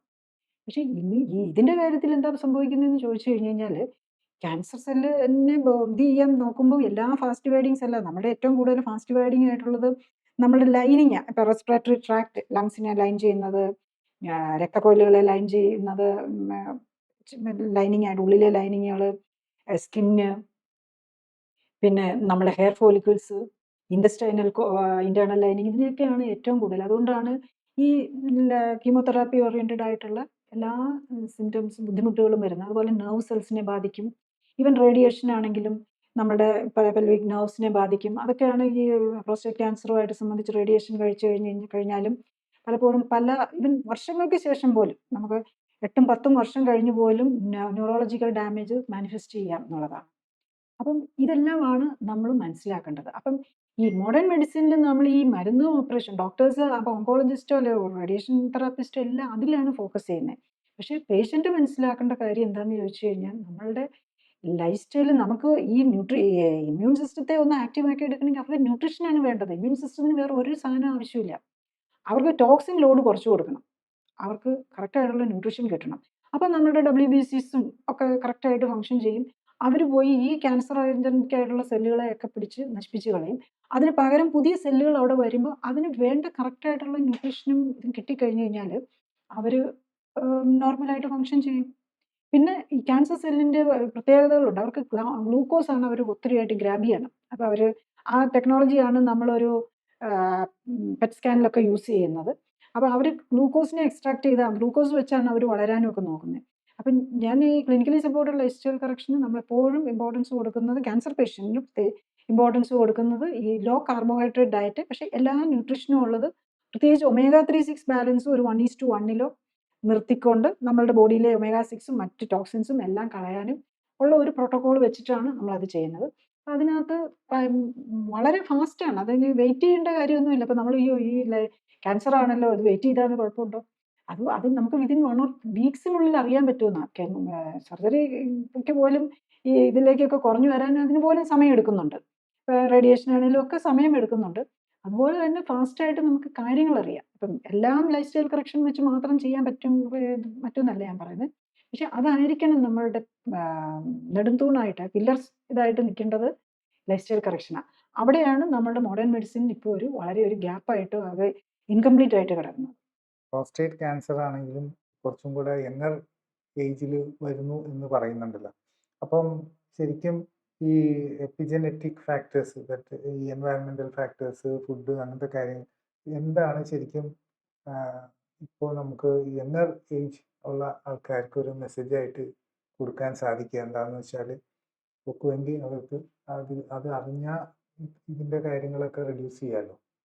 യങ്ങർ ഏജിലുള്ളവരും നമ്മൾ മനസ്സിലാക്കേണ്ടത്, നമ്മൾ ഇടയ്ക്ക് PSA 40 കഴിഞ്ഞാൽ ഡെഫിനറ്റ്ലി ചെയ്യണം. ഇപ്പം നമ്മളൊരു 35 എത്തുമ്പോൾ തന്നെ, ഞാൻ ഇപ്പോഴത്തെ ട്രെൻഡ് വെച്ചിട്ട് ഞാൻ പറയാം, എന്തെങ്കിലും സെമനിലോ അല്ലെങ്കിൽ യൂറിനിലോ വല്ലതും പസ് കാണോ അല്ലെങ്കിൽ യൂറിനറി സിംറ്റംസ് എന്തെങ്കിലും കാണുകയോ ചെയ്യുകയാണെങ്കിൽ ഡെഫിനറ്റ്ലി PSA നോക്കണം. പിന്നെ ഒരു പ്രാവശ്യം PSA നോക്കിയപ്പം ഇച്ചിരി കൂടുതലാണെന്നും പറഞ്ഞുകൊണ്ട് അയ്യോ എനിക്ക് ക്യാൻസർ ആണെന്നും പറഞ്ഞുകൊണ്ട് നമ്മളങ്ങ് ഡിപ്രസ്ഡ് ആവേണ്ട കാര്യമൊന്നുമില്ല. ചിലപ്പോൾ ഒരു യൂറിനറി ഇൻഫെക്ഷൻ ആണെങ്കിലും ചിലപ്പം PSA ഇത്തിരി കൂടിയെന്നിരിക്കാം. അപ്പം അവിടെ ഒരു ഇൻഫെക്ഷനും ഇൻഫ്ലമേഷനും നിൽക്കുന്ന സ്ഥലം അവിടെ ക്യാൻസർ വളരാനുള്ള ഒരു പോസിബിലിറ്റി ഉള്ള സ്ഥലമാണ്. പിന്നെ നമ്മൾ ഒബേസ് ആണോ, ഡയബറ്റീസോ ഹൈപ്പർ ടെൻഷനോ, ഒബേസിറ്റിയും ഡയബറ്റീസും ഹൈപ്പർ ടെൻഷനും ഒക്കെ നമുക്ക് മനസ്സ് വെച്ച് കഴിഞ്ഞാൽ കൊളസ്ട്രോളും ഒക്കെ സ്ഥിരം അസുഖങ്ങളാണല്ലോ ലൈഫ് സ്റ്റൈൽ ഡിസീസിലെ ഏറ്റവും പ്രധാനപ്പെട്ടാണല്ലോ. ഇതൊക്കെ നമുക്ക് മനസ്സ് വെച്ചാൽ നമുക്കത് തിരിച്ചാക്കാൻ പറ്റുന്നതേ ഉള്ളൂ. അതായത് ഒരു പ്രോപ്പർ ലൈഫ് സ്റ്റൈൽ കറക്ഷൻ ചെയ്ത് കഴിഞ്ഞ് കഴിഞ്ഞാൽ ഇതെല്ലാം തിരിച്ചു വരുന്നത് നമുക്ക് വിതിൻ 3 months നമുക്കിത് കാണാം. 3 months ഒന്നും വേണ്ട. ഡയബറ്റീസ് ഒക്കെ വളരെ ഫാസ്റ്റായിട്ട് ഇത് ചെയ്യും. അപ്പോൾ ഒത്തിരി മരുന്നൊക്കെ കഴിക്കുമ്പോൾ നമുക്ക് പലപ്പോഴും തന്നെ ചെയ്ത് കഴിയാൻ തന്നെ നോക്കാൻ പറ്റിയില്ല എന്നിരിക്കും. അപ്പോഴാണ് നമ്മളൊരു എക്സ്പേർട്ട് ഗൈഡൻസ് എടുത്തുകൊണ്ട് ഒരു ക്ലിനിക്കൽ സപ്പോർട്ടോടു കൂടി ലൈഫ് സ്റ്റൈൽ കറക്ഷൻ എടുത്ത് ഈ അസുഖങ്ങളിൽ നിന്ന് മാറാൻ നോക്കുക. മരുന്നില്ലാതെ, അസുഖമില്ലാതെ ജീവിക്കാനാണ് നമ്മൾ നോക്കേണ്ടത്. അപ്പം പ്രോസ്റ്റേറ്റ് ക്യാൻസറിന് വരാതിരിക്കാൻ ഒന്ന് നമ്മൾ ഇങ്ങനത്തെ അസുഖങ്ങളുള്ള ഒബേസിറ്റി, ഡയബറ്റീസ്, ഹൈപ്പർ ടെൻഷൻ എന്തെങ്കിലും വന്ന് അത് നമ്മൾ ലൈഫ് സ്റ്റൈൽ കറക്റ്റ് ചെയ്ത് അത് തിരിച്ച് മരുന്നില്ലാതെ ഇതെല്ലാം നോർമലാക്കാൻ പറ്റണം. അത് സാധിക്കുന്നതേ ഉള്ളൂ. അതിന് സ്വയം സാധിക്കുന്നില്ലെങ്കിൽ അതിന് സപ്പോർട്ട് എടുക്കുക. പിന്നെ PSA ഒരു 35 ആയി കഴിയുമ്പോൾ തന്നെ നോക്കി തുടങ്ങുക. ഈവൻ 30ക്ക് നോക്കുന്നതിൽ പോലും തെറ്റില്ല. കാരണം അത് വളരെ എക്സ്പെൻസീവ് ആയിട്ടുള്ള ഒന്നും അല്ല. വലിയ ഇതൊന്നും അല്ല. നമുക്കൊന്ന് നോക്കിയാൽ നമുക്കറിയാമല്ലോ. പിന്നെ വൺസ് ഇൻ എ ഇയർ എങ്കിലും PSA നോക്കുക. അതുപോലെ തന്നെ ഒരു അൾട്രാസൗണ്ട് സ്കാൻ അബ്ഡോമൻ എടുക്കുക. കാരണം അത്രയധികം ഇൻഫർമേഷൻ കിട്ടും. അതും സൈഡ് എഫക്ട്സ് ഒന്നും ഇല്ലാത്തൊരിതാണ്. അപ്പം ഇപ്പോൾ ശരിക്കും പറഞ്ഞാൽ പ്രോസ്റ്റേറ്റ് മാത്രമല്ല, ഒരു ട്യൂമർ മാർക്കേഴ്സിൻ്റെ ഒരു ഗ്രൂപ്പ് നമ്മൾ എല്ലാ ഒരു വർഷവും ചെയ്യുക. പിന്നെ ഇത് നോക്കുക, ഈ അൾട്രാസൗണ്ട് സ്കാനിങ് ചെയ്യുക. പിന്നെ വെയിറ്റ് കൂടുന്നതെന്ന് കണ്ടു കഴിയുമോ, കുടവയറ് വയ്ക്കുന്നത് കണ്ടു കഴിഞ്ഞാൽ അപ്പം തന്നെ കുറയ്ക്കുക. നിങ്ങൾ പ്രോസ്റ്റേറ്റ് ക്യാൻസറിന് മാത്രമല്ല, ബിനൈൻ പ്രോസ്റ്റേറ്റ് ഹൈപ്പർപ്ലേസിന് മാത്രമല്ല, ഡയബറ്റീസ്, ഹൈപ്പർ ടെൻഷൻ വരാവുന്ന എല്ലാ ജീവിതശൈലി രോഗങ്ങൾക്കും അതൊരു പരിഹാരമായിട്ട് കിട്ടുകയും ചെയ്യുന്നുള്ളതാണ്. പ്രോസ്റ്റേറ്റ് ക്യാൻസറിൻ്റെ കാര്യത്തിൽ ഈ PSA നമ്പേഴ്സോ ടെസ്റ്റ് റിപ്പോർട്ട്സോ മാത്രമല്ല, അതിൻ്റെ പിന്നിൽ അതിൻ്റെ റിക്കവറിയിൽ മെയിനായിട്ട് വരുന്നൊരു വലിയൊരു പങ്ക് നമ്മുടെ ശരീരത്തിൻ്റെ ആരോഗ്യമാണ്, നമ്മുടെ ഇമ്മ്യൂൺ സ്റ്റാറ്റസാണ്. കൂടാതെ നമ്മളുടെ ആ രോഗത്തിൻ്റെ ഈ പ്രോസ്റ്റേറ്റ് ക്യാൻസറിൻ്റെ ഒപ്പം ഉള്ള മറ്റ് രോഗങ്ങളുടെ ഇൻഫ്ലുവൻസ് ആണ്. അപ്പം ബാക്കിയുള്ള രോഗങ്ങളെ കൺട്രോൾ ചെയ്ത് മാനേജ് ചെയ്ത് റിവേഴ്സ് ചെയ്ത് എടുക്കേണ്ടത് വളരെ അനിവാര്യമാണ്.